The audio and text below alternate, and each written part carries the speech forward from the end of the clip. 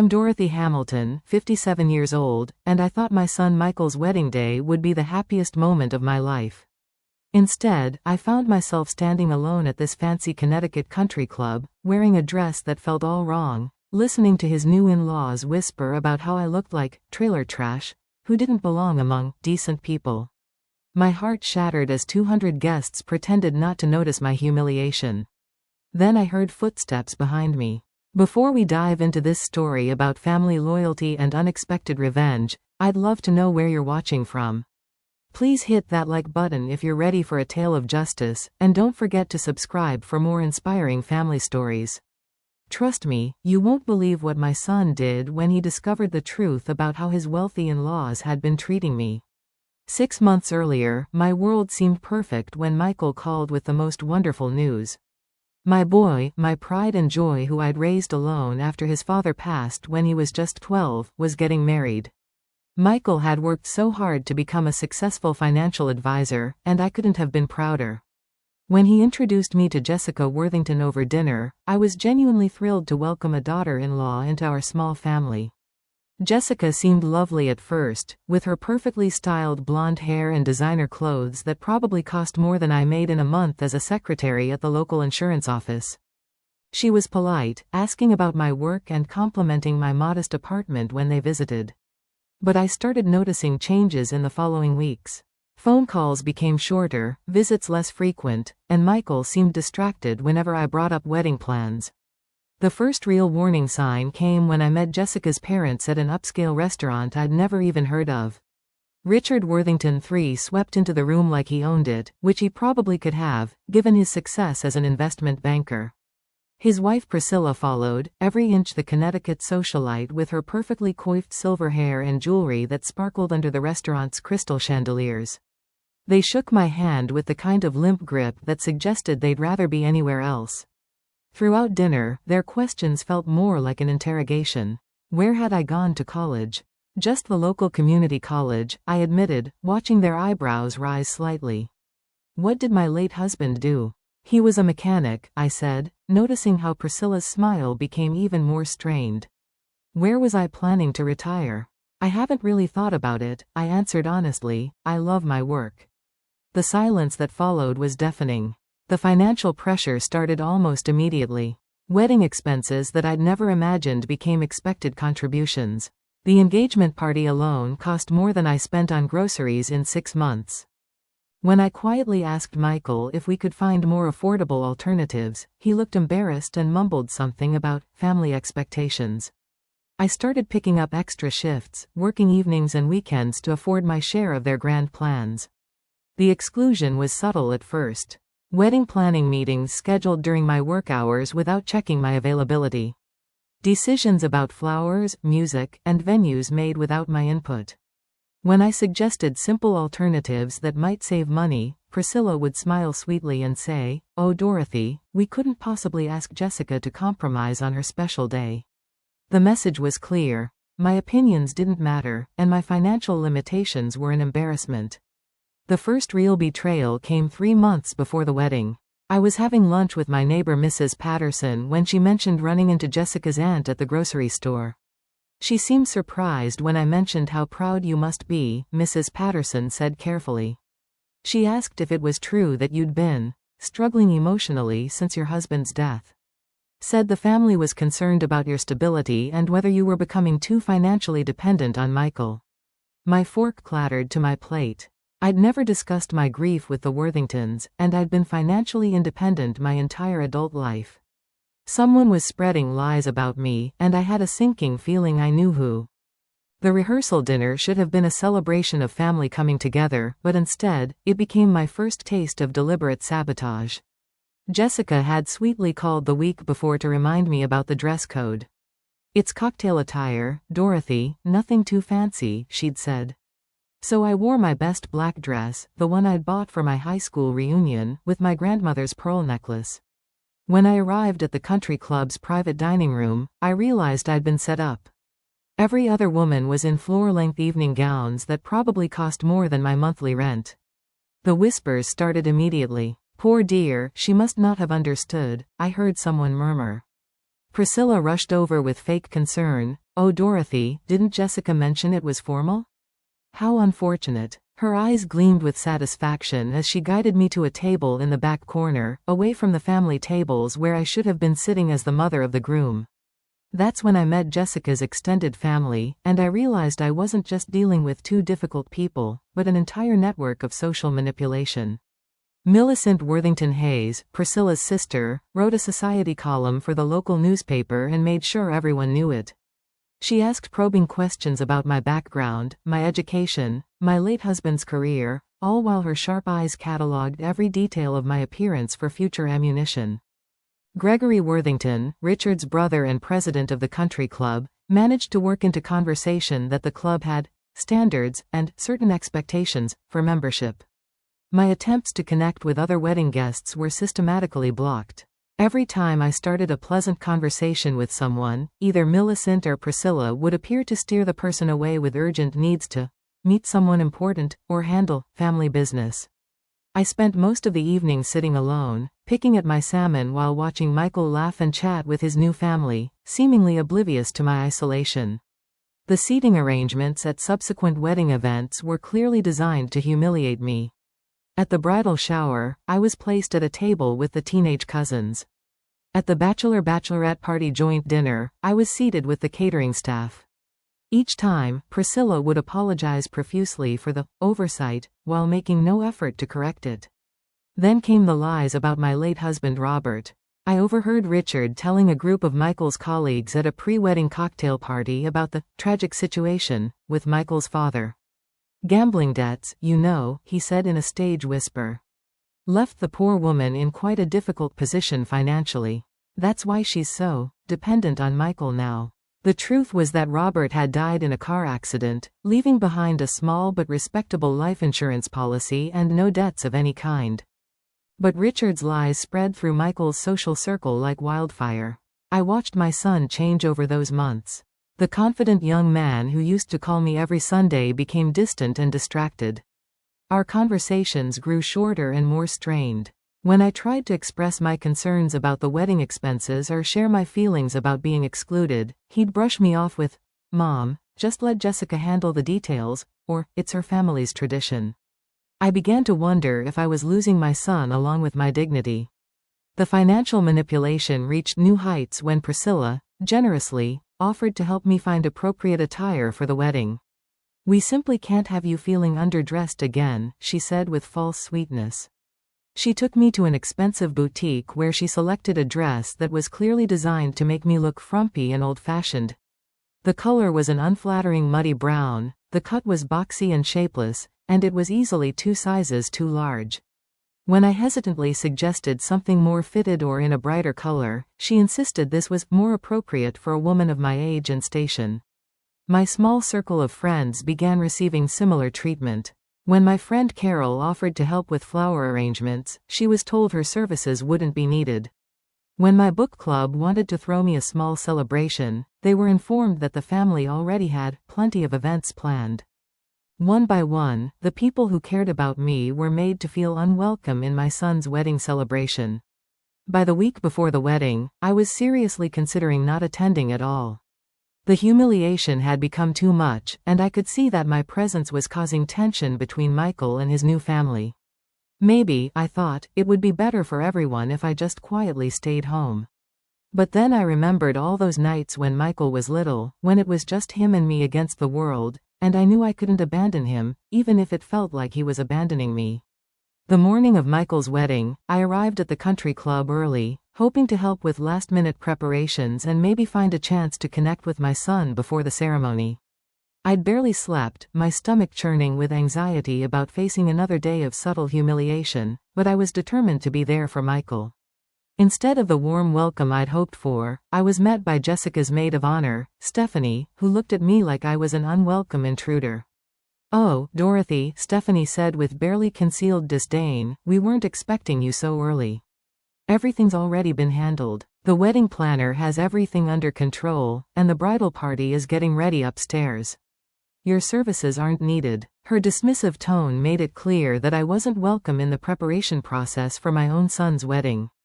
I stood there awkwardly, clutching the small gift I'd brought for Jessica, feeling completely useless and out of place in the elegant foyer where flowers were being arranged and staff members bustled about with purpose. The second betrayal hit me like a physical blow when I was sitting in the bridal suite's outer area, trying to stay out of everyone's way while hoping for a glimpse of Michael. Stephanie approached with a glass of red wine, ostensibly offering it as a peace gesture. "Here, Dorothy, you look like you could use this," she said sweetly. As she handed me the glass, she stumbled slightly, the deep burgundy liquid splashing across the front of my carefully chosen dress. "Oh my goodness, how clumsy of me," she exclaimed, but I caught the brief smirk that crossed her face before she arranged her features into an expression of horror. The dress was ruined, completely unwearable with the dark stain spreading across the bodice. Priscilla appeared almost immediately, as if she'd been waiting for this exact moment. "Don't worry, Dorothy," she said with false concern, "I have a backup outfit in the car." I thought something like this might happen. The replacement was worse than anything she'd selected before. A shapeless navy blue dress that was clearly several sizes too large, with an unflattering neckline and dowdy styling that made me look decades older than my 57 years. Standing in that dressing room, staring at myself in the mirror wearing clothes that transformed me into exactly the frumpy, inappropriate figure they wanted me to be, I felt something inside me break. This wasn't accident or oversight anymore. This was deliberate, calculated cruelty designed to ensure I looked exactly as out of place as they believed I was. The pre-ceremony whispers followed me everywhere I went. As I walked through the club's elegant hallways, conversations stopped and heads turned. I heard fragments of discussions about poor Michael, and his unfortunate situation, and how embarrassing for the family. Every glance felt like a judgment, every whisper felt like a condemnation. The weight of 200 guests' expectations pressed down on me as I realized that I'd become the wedding's cautionary tale about what happens when people try to rise above their station. The family photo session was a masterclass in exclusion. Each time the photographer called for family groupings, I was either forgotten entirely or positioned in the back row where I was barely visible behind taller relatives. When I tried to move closer to Michael for the mother-son photos, Priscilla would suddenly remember another combination that needed to be captured, effectively keeping me at a distance from my own child. The few photos that included me prominently were quickly deemed not quite right, and retaken without me. The reception seating arrangement was the final insult. Table 10 was in the far back corner of the ballroom, partially hidden behind a decorative column, with a clear view of nothing but the kitchen doors. My table mates included the catering staff on their breaks, distant cousins who seemed as confused about their placement as I was, and an elderly aunt with dementia who spent the entire dinner asking who I was. Meanwhile, Michael sat at the head table, surrounded by Worthingtons who had successfully isolated him from the woman who'd raised him. Richard's speech during dinner was a performance worthy of an award for its subtle cruelty. He spoke eloquently about family traditions, and the importance of marrying within one's social circle, and how Jessica has always been drawn to causes that help those less fortunate. Every word was designed to sound generous while actually highlighting the vast gulf between the Worthington family and me. He concluded by noting how some people are fortunate enough to marry above their station, while looking directly at me, ensuring that everyone in the room understood exactly who he was talking about. The breaking point came during the dancing portion of the evening. I'd been sitting alone at my table for over an hour, watching Michael dance with Jessica and their friends, when I decided to visit the ladies' room. As I approached the elegant powder room, I heard voices from inside that made me freeze in the hallway. Priscilla was talking to Millicent, and their words cut through me like knives. "The poor thing actually thinks she belongs here," Priscilla was saying. "Did you see that awful dress? Even with our help, she still looks like she shops at thrift stores." Millicent's laugh was sharp and cruel. "Richard says Michael is terribly embarrassed but too polite to say anything. We're really doing him a favor by managing this situation. Eventually, he'll see that maintaining distance from his mother's influence is best for everyone." I stood frozen outside that door, listening to them discuss me like I was a charity case they'd been forced to tolerate, hearing them plan my son's future without me in it. The casual cruelty in their voices, the satisfaction they took in my humiliation, the way they spoke about managing me like I was some kind of problem to be solved. It was all too much. I stumbled back to the ballroom, grabbed my purse from table 10, and headed for the exit. I couldn't take another minute of this orchestrated torture, and I didn't want to ruin Michael's wedding day with my presence any longer. I had just reached the country club's marble foyer when I heard my name called in a voice that stopped me dead in my tracks. Mom, wait. I turned to see Michael striding toward me, still in his tuxedo, his face flushed with something I couldn't quite identify. Behind him, I could see Jessica hurrying to catch up, her elaborate wedding dress rustling against the polished floors. My heart hammered as I wondered how much of the conversation he'd overheard, how much he knew about what had been happening. I heard them, Mom, he said quietly, his voice thick with emotion I hadn't heard since his father's funeral. I heard every word Priscilla and Millicent said in there. His hands were shaking slightly as he reached for me, and I could see tears forming in his eyes. How long has this been going on? How long have they been treating you like this? The pain in his voice was unmistakable, and suddenly I was looking at my little boy again, the one who used to come running to me when the world seemed too big and scary. As we stood there in that elegant foyer, with wedding guests streaming past us in their designer gowns and expensive suits, Michael began to piece together everything he'd been too distracted to notice. The memory of all those late-night shifts I'd worked to afford my share of wedding expenses, the way I'd gradually become more quiet and withdrawn during family gatherings, the subtle ways I'd been excluded from every major decision about his special day. I watched the realization dawn on his face as he understood that while he'd been focused on building his new life with Jessica, his mother had been systematically destroyed by his new family. Do you remember, he said suddenly, his voice growing stronger, when I was 14 and wanted to quit school to work because I thought we needed the money? You told me that education was the one thing nobody could ever take away from me, and you worked 3 jobs that summer to make sure I could go to basketball camp instead of getting a job myself. His eyes were blazing now, the anger building as he continued.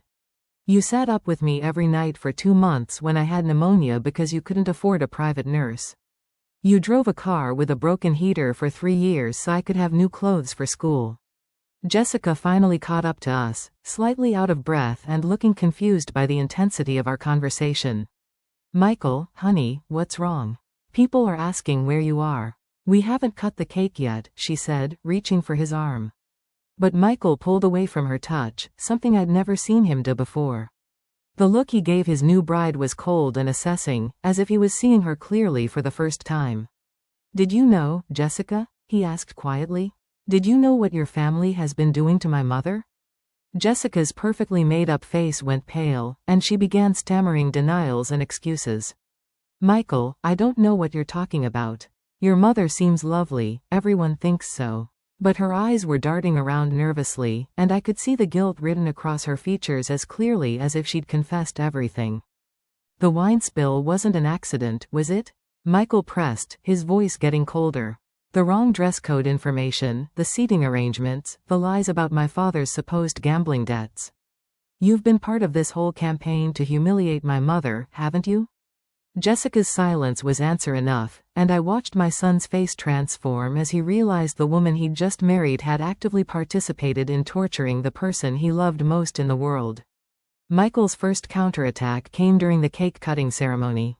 Instead of the light, romantic speech everyone expected, he asked for the microphone and faced the crowd of 200 guests.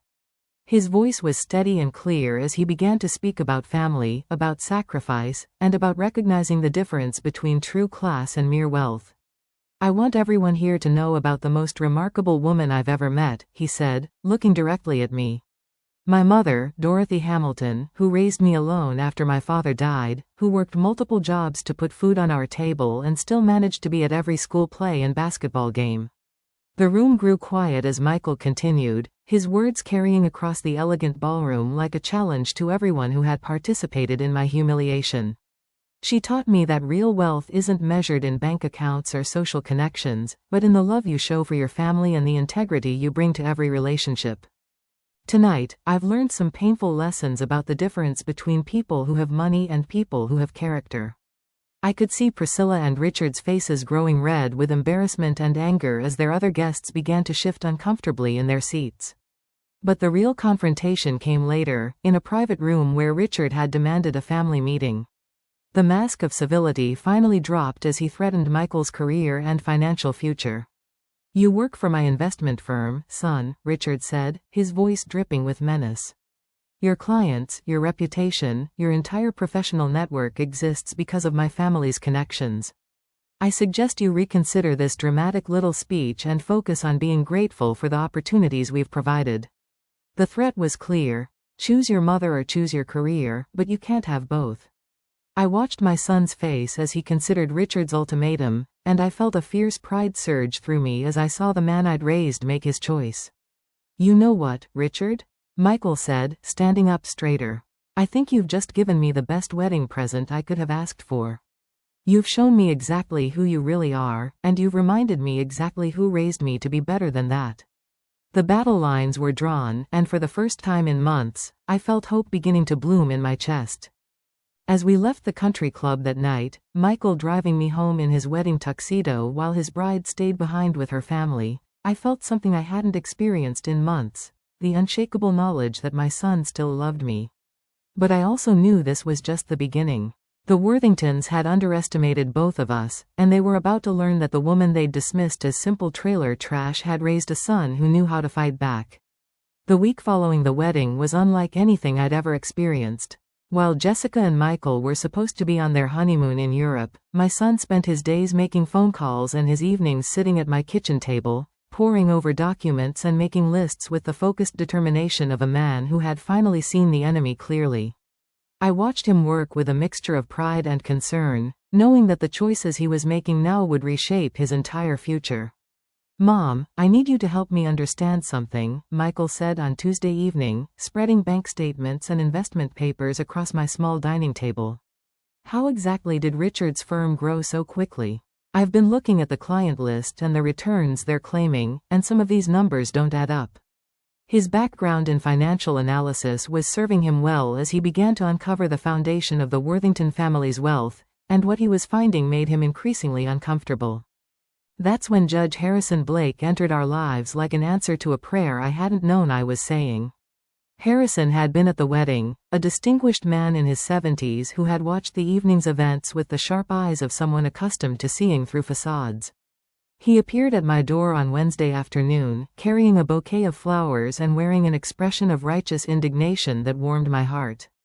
"Mrs. Hamilton," he said in his deep, authoritative voice, "I've been presiding over family court cases for 35 years, and what I witnessed at your son's wedding was some of the most calculated emotional abuse I've ever seen outside a courtroom. I'd like to help you do something about it, if you're willing." Judge Blake had connections throughout the legal community and a reputation for fairness that commanded respect. More importantly, he had recognized something in me that the Worthingtons had missed entirely: the strength that comes from surviving genuine hardship. Under Judge Blake's guidance, we began building a systematic case against the Worthington family's pattern of abuse and manipulation. He helped us understand that what they had done went far beyond mere rudeness or social snobbery. Their campaign of lies about Robert's supposed gambling debts could constitute defamation. Their financial manipulations around the wedding expenses might qualify as fraud. Their systematic exclusion and humiliation could be documented as intentional infliction of emotional distress. But the real breakthrough came when my childhood friend Margaret Foster got involved. Margaret had left our small Ohio town 30 years earlier to become a private investigator in Chicago, and she specialized in financial fraud cases. When she heard about what had happened through our high school's social media group, she called immediately. She said, using the nickname from our teenage years, "That family picked the wrong woman to mess with. You always were tougher than you looked, and now you've got friends who know how to fight dirty when necessary." Margaret's investigation uncovered a pattern that made my blood run cold. The Worthingtons had done this before, systematically targeting and destroying family members they deemed unsuitable. Jessica's previous boyfriend had been driven away through a campaign of professional sabotage when his working-class background became an embarrassment. A cousin who had married a teacher was gradually ostracized from family events until she stopped attending altogether. They had turned family destruction into an art form, and I had been their latest victim. The fourth betrayal came when Jessica filed for an annulment just 10 days after the wedding. Her legal filing claimed that she had been emotionally coerced into marriage and that she had discovered financial irregularities in Michael's background that made the marriage untenable. The document was filled with lies about Michael's character and my influence over him, painting me as a manipulative mother who had somehow tricked poor Jessica into marrying beneath her station. But Jessica's legal maneuvering backfired spectacularly when Margaret's investigation revealed the truth about the Worthington family's own financial irregularities. Richard's investment firm was built on a foundation of Ponzi scheme-style returns, using new investor money to pay earlier clients while skimming enormous fees for the family's luxurious lifestyle. The elaborate wedding, the country club membership, even the designer clothes were all paid for with money that legally belonged to Richard's clients. As I sat in my small apartment, surrounded by evidence of fraud and manipulation that painted the Worthingtons as far worse than mere snobs, I felt a transformation taking place inside me. The woman who had been intimidated by their wealth and social connections was being replaced by someone harder, smarter, and infinitely more dangerous. I began to understand that my working-class background had given me something the Worthingtons lacked: the ability to survive real adversity and fight back when cornered. The seventh attack came when Richard attempted to have me evicted from my apartment, using his connections to pressure my landlord about supposed character issues and financial instability. But this time, I was ready for them. Judge Blake helped me document the harassment, and Margaret traced the pressure back to Richard's business associate who owned the property management company. Instead of cowering in fear, I filed a counter-complaint for harassment and began building a case that would expose their entire network of corruption. Michael's transformation during this period was remarkable to watch. The young man who had been dazzled by wealth and social status was becoming someone who understood the difference between having money and having power. He started his own financial consulting firm with the help of honest clients who had grown suspicious of Richard's impossible returns. His business began thriving as word spread about his integrity and the thoroughness of his background investigations. By the end of that first week, I knew we weren't just fighting for my reputation anymore. We were exposing a criminal enterprise that had been hiding behind charitable donations and society galas for years. The Worthingtons had made a critical error in targeting me. They had assumed that someone from my background would be too intimidated and too isolated to fight back. They were about to learn just how wrong they were. 2 weeks after the wedding that had nearly destroyed my relationship with my son, I sat in Judge Blake's office reviewing a stack of evidence that would have made a prosecutor weep with joy. Margaret's investigation had uncovered financial irregularities that went back over a decade, a paper trail of fraud and tax evasion that painted the Worthington family as sophisticated criminals rather than respected socialites. I felt a grim satisfaction as I realized that their own arrogance had led them to document their crimes in meticulous detail. Michael's decision to leave Richard's investment firm sent shockwaves through their social circle. Within 48 hours of his resignation, 3 major clients had called to express concerns about the firm's management of their portfolios. Michael's reputation for honest dealing had earned him more trust than the Worthingtons realized, and his departure was being interpreted as a sign that something was seriously wrong with the family business. The 8th attack came swiftly and viciously. Jessica's lawyers filed motions to freeze all joint accounts and assets, claiming that Michael had fraudulently entered the marriage with undisclosed debts. They attempted to seize wedding gifts, investment accounts, even his car, painting him as a financial predator who had married their innocent daughter for her money. The irony was breathtaking, given what we now knew about her family's criminal activities. But I was no longer the frightened, isolated woman who had cowered at their wedding reception.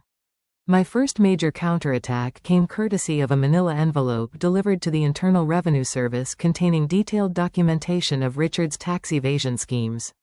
Margaret had traced offshore accounts, hidden income, and fraudulent charitable deductions that totaled millions of dollars in unpaid taxes. The IRS moved with surprising speed, freezing Richard's assets within 72 hours of receiving the evidence. Jessica's panic was immediate and visible. She appeared at my apartment door on Friday evening, her designer clothes wrinkled and her perfect makeup streaked with tears. "Please," she begged, "you have to call off whatever you're doing to my family." My father could go to prison. Our house is going to be seized. Everything we have is gone. Watching this privileged young woman who had participated in my humiliation now pleading for mercy was a moment of pure vindication. Jessica, I said calmly, not inviting her inside, I haven't done anything to your family. I've simply shared public information with the appropriate authorities. If your father is in legal trouble, it's because of his own choices, not mine. Her expression shifted from pleading to anger as she realized that the woman she'd dismissed as powerless trailer trash was not going to be manipulated by her tears. The fifth betrayal came when Margaret's investigation revealed Jessica's affair with her college boyfriend Trevor, which had continued throughout her engagement to Michael and even during their brief marriage. Bank records showed that she had been using Michael's credit cards to fund romantic getaways with Trevor, charging expensive hotel rooms and jewelry to my son's accounts while planning to divorce him and take half his assets. Margaret's second major discovery was even more damaging. The Worthington family had been running a sophisticated mortgage fraud scheme, using inflated property appraisals and false income documentation to secure loans they had no intention of repaying.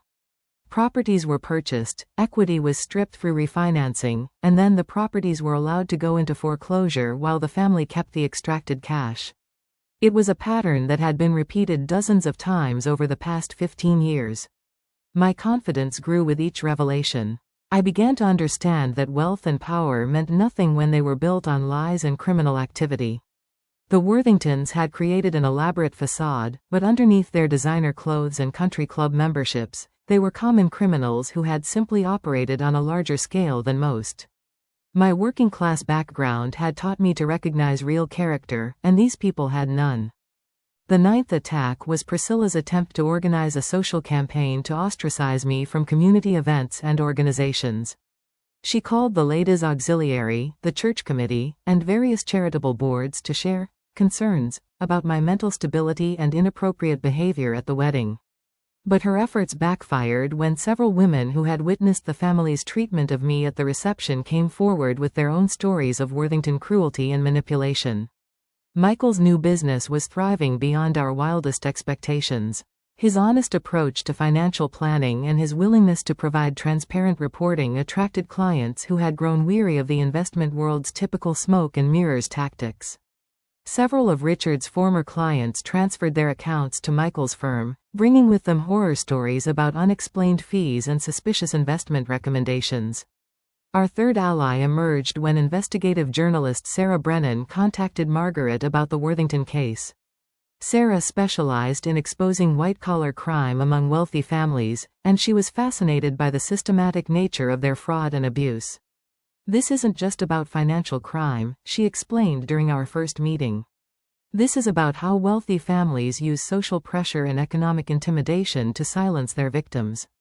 Your story could help dozens of other people who have been too afraid to speak out. The Worthingtons' increasing desperation was becoming obvious to everyone in their social circle. Richard's investment firm was hemorrhaging clients, Priscilla's charitable committee positions were being quietly rescinded, and Jessica was facing the humiliation of having her own wedding become the subject of gossip and speculation. They had built their entire identity around social superiority, and watching that foundation crumble was more devastating than any financial loss could have been. As I looked at the evidence spread across my dining table that night, I realized I had become someone I never imagined I could be. The timid secretary who had been afraid to speak up at wedding planning meetings was gone, replaced by a woman who understood that real power comes from truth, preparation, and the willingness to fight for what's right. The Worthingtons had underestimated me completely, and their arrogance was about to cost them everything they valued most.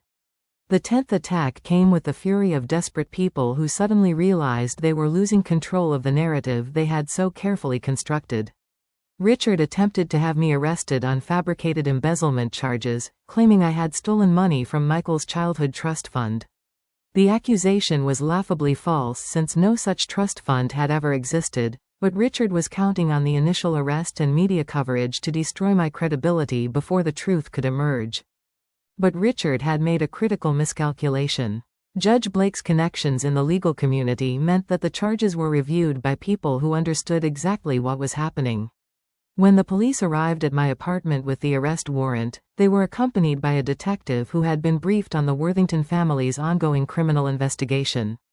Instead of the public humiliation Richard had planned, I was quietly taken in for questioning and released within 2 hours when the false charges collapsed under scrutiny. My transformation was now complete. The woman who had once been intimidated by expensive restaurants and designer clothes was gone, replaced by someone who understood that real power comes from preparation, truth, and the willingness to fight back against injustice. I had learned to navigate legal proceedings with confidence, to coordinate with investigators and journalists, and to strategically plan counterattacks that would maximize damage to my enemies while protecting my family. Sarah Brennan's exposé article was a masterpiece of investigative journalism that destroyed the Worthington family's carefully cultivated reputation in one devastating blow. Published in the state's largest newspaper with the headline, "The House That Fraud Built: How One Family's Criminal Enterprise Hid Behind Charity Galas," the article detailed decades of financial crimes, tax evasion, and systematic abuse of family members who didn't meet their social standards. The public reaction was swift and merciless. The country club revoked the family's membership within 48 hours of the article's publication. Charitable organizations that had gratefully accepted Worthington donations scrambled to distance themselves from the family name. Society photographers who had once competed for invitations to Worthington events now refused to return their phone calls. Jessica's sixth betrayal was perhaps the most vicious. As her family's world collapsed around her, she attempted to claim half of Michael's business assets through fraudulent documentation that portrayed her as a silent partner in his new firm. The forged contracts and fake financial records were sophisticated enough to create temporary legal complications, but they also provided additional evidence of the family's criminal methodology. My fourth major counterattack was a series of carefully coordinated defamation lawsuits against every family member who had participated in spreading lies about Robert's supposed gambling debts or my mental stability. Judge Blake helped me understand that their wealth, which had once seemed so intimidating, actually made them ideal lawsuit targets since they had assets to recover if we won. Each lawsuit was filed in a different jurisdiction to maximize the family's legal expenses and media exposure. Michael's business flourished as word spread about his integrity and his family's vindication. Clients appreciated working with someone who had been willing to sacrifice a lucrative position to protect his mother's honor. His success was a daily reminder to the Worthingtons that their attempt to destroy us had instead made us stronger and more respected in the community. The 11th attack was Millicent's desperate attempt to use her newspaper connections to publish false stories about my alleged criminal background and mental health issues. But Sarah Brennan's investigation had already established the truth about the family's pattern of character assassination, and Millicent's editor refused to publish obvious lies that would expose the newspaper to additional lawsuits. My fifth major counterattack came when Margaret's investigation led to Richard's arrest for securities fraud. The evidence was overwhelming: falsified client statements, Ponzi scheme-style payments, and money laundering through offshore accounts. The FBI raid on his offices was covered by every major news outlet in the state, complete with perp walk photos that destroyed any remaining pretense of respectability. Jessica's complete mental breakdown came when she realized that her privileged world was not just changing but disappearing entirely. The young woman who had been raised to believe that money and social connections could solve any problem suddenly found herself facing potential criminal charges, civil lawsuits, and social ostracism that no amount of wealth could repair. Her desperate phone calls to Michael, begging him to intercede with authorities, revealed a level of entitlement and delusion that was almost pitiable. The community's recognition of my integrity and strength was perhaps the sweetest victory of all. Women who had once whispered about my inappropriate dress or working-class background now sought my advice about dealing with abusive family members or standing up to workplace bullies. I had become a symbol of what was possible when ordinary people refused to be intimidated by wealth and privilege. The complete role reversal was remarkable to witness. The Worthingtons, who had once controlled guest lists and social hierarchies, now found themselves excluded from events they had previously dominated. Their former friends crossed streets to avoid being associated with the family name. The social power they had wielded so cruelly against me was now turned against them with devastating effect. As I watched Richard being led away in handcuffs on the evening news, I felt a deep satisfaction that had nothing to do with revenge and everything to do with justice. These people had used their wealth and connections to hurt innocent victims for years, secure in the belief that their social position made them untouchable. They had learned, too late, that truth and determination could triumph over money and privilege when the cause was right and the evidence was overwhelming. The 12th and final attack came 6 months after the wedding, when Priscilla made one last desperate attempt to frame me for Richard's crimes. In a move that demonstrated both her criminal mindset and her complete break from reality, she attempted to forge evidence suggesting that I had somehow manipulated her husband into committing fraud. The forged documents were so poorly executed that they served only to add additional charges to her own growing legal problems. My masterful final counterattack was the presentation of complete evidence that destroyed any remaining credibility the Worthington family might have claimed. Margaret and I had spent months building an irrefutable case that documented not just their financial crimes, but their systematic pattern of destroying family members who failed to meet their social standards. The evidence included recorded phone conversations, forged documents, witness statements, and financial records that painted a picture of a criminal enterprise masquerading as a respectable family. The 7th and final betrayal came when Jessica, in a last desperate attempt to salvage something from the wreckage of her life, tried to reconcile with Michael while secretly planning to steal his business assets and client information.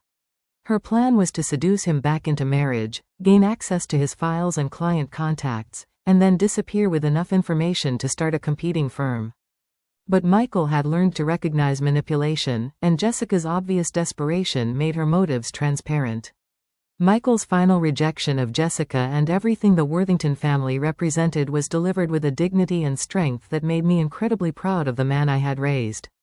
When Jessica appeared at his office with tears and apologies, begging him to give her another chance, he listened calmly and then responded with devastating clarity. "Jessica, you and your family taught me something invaluable about character. You showed me the difference between people who have money and people who have worth. I choose worth, every time." The legal victories began cascading like dominoes falling in perfect sequence. The defamation lawsuits resulted in significant financial settlements that more than compensated for the emotional damage the family had inflicted. Richard's securities fraud conviction carried a 15-year prison sentence and complete restitution to his victims. Priscilla faced her own criminal charges for conspiracy and money laundering. Each victory felt like vindication not just for me, but for every person who had ever been bullied by wealthy predators who believed their money made them untouchable. Richard's imprisonment was particularly satisfying because it removed the architect of the family's criminal enterprise from any position where he could hurt other people. The man who had threatened my son's career and attempted to destroy my reputation would spend the next decade in federal prison, where his social connections and investment expertise would be utterly worthless. Priscilla's social exile was perhaps more devastating to her than prison would have been. This woman who had defined herself through charity galas and country club politics found herself completely ostracized from the world she had once dominated. Former friends refused to take her calls, charitable organizations returned her donations, and invitations to social events simply stopped arriving. She became a cautionary tale about the consequences of cruelty and arrogance. Jessica's deportation of sorts came when she fled to Europe in disgrace, unable to face the complete destruction of her reputation and the criminal charges that were being prepared against her. The young woman who had once looked down on my working-class background was reduced to living in a cheap Paris apartment, selling her designer clothes to pay rent while fighting extradition requests from American prosecutors. My business success using the legal settlement money was the perfect example of turning adversity into opportunity. I started Dorothy Hamilton Events, specializing in elegant celebrations that emphasized genuine warmth over ostentatious display. My first-hand experience with both gracious hospitality and cruel manipulation gave me unique insight into creating events where every guest felt welcomed and valued. The business thrived because people recognized authentic class when they saw it. Michael's personal growth throughout this ordeal transformed him from a young man dazzled by wealth into someone who understood the true meaning of family loyalty and authentic values. His new relationship with Amanda, a kindergarten teacher who appreciated both his success and his character, showed me that he had learned to value substance over status.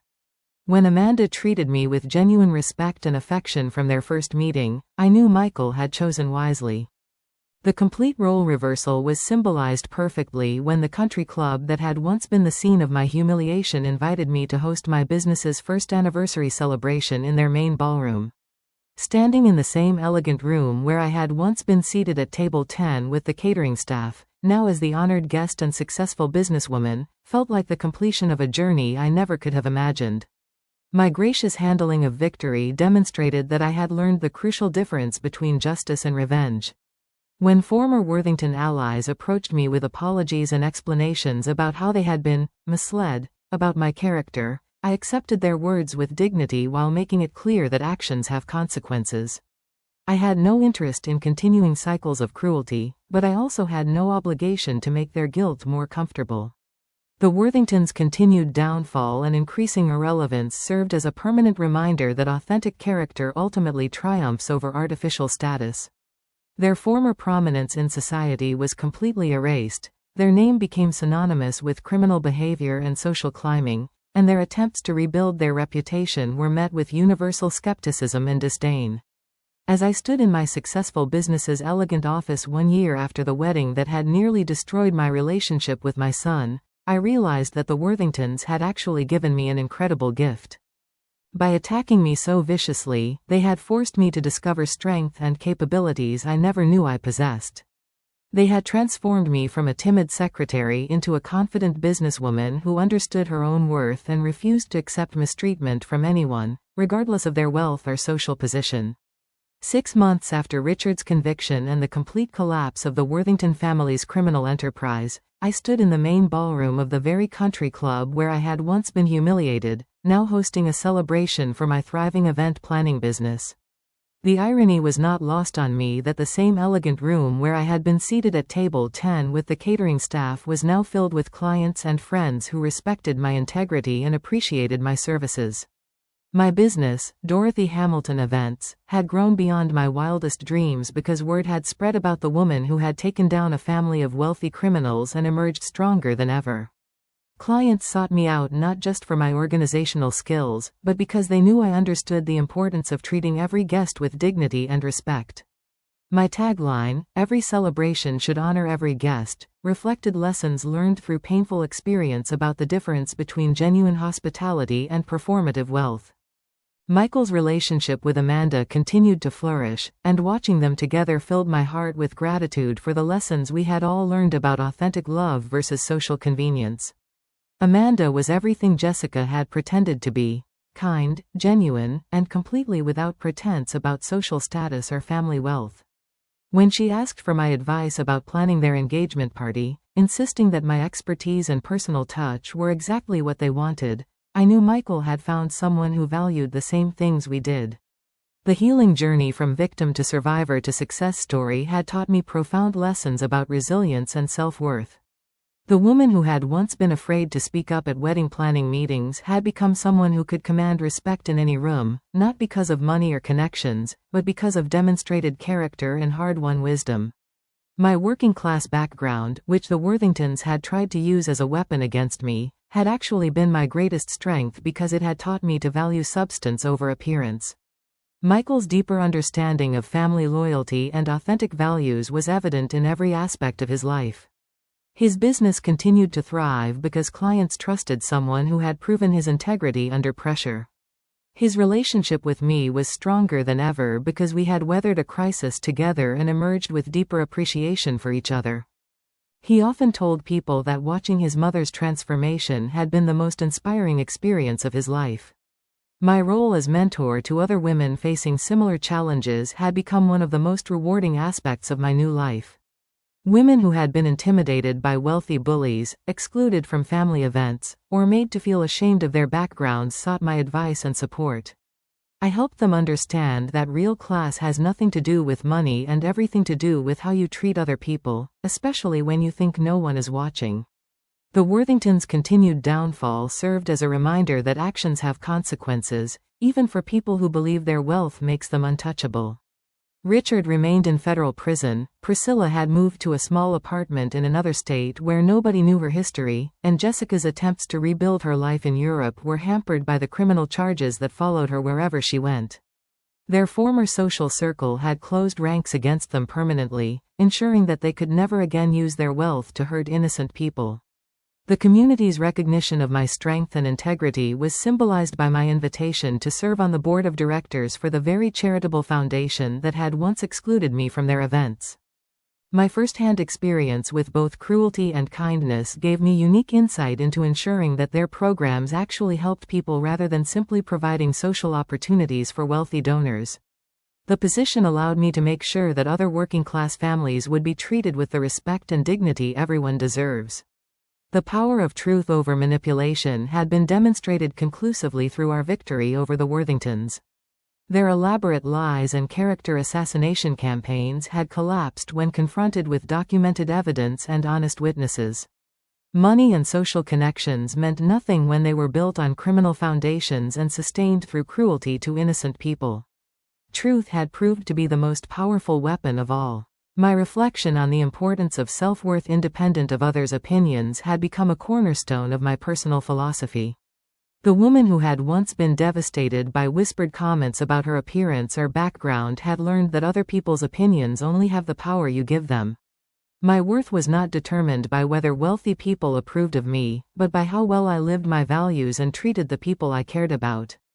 The final scene of my transformation took place exactly 1 year after Michael's wedding, when I hosted a community fundraising gala in the same country club ballroom where I had once been made to feel unwelcome. Standing at the podium as the evening's honored guest, looking out at a room filled with people who respected and admired me, I felt the deep satisfaction that comes from overcoming adversity through integrity rather than revenge. True class, I told the audience that night, isn't about how much money you have or which schools you attended or who your family knows.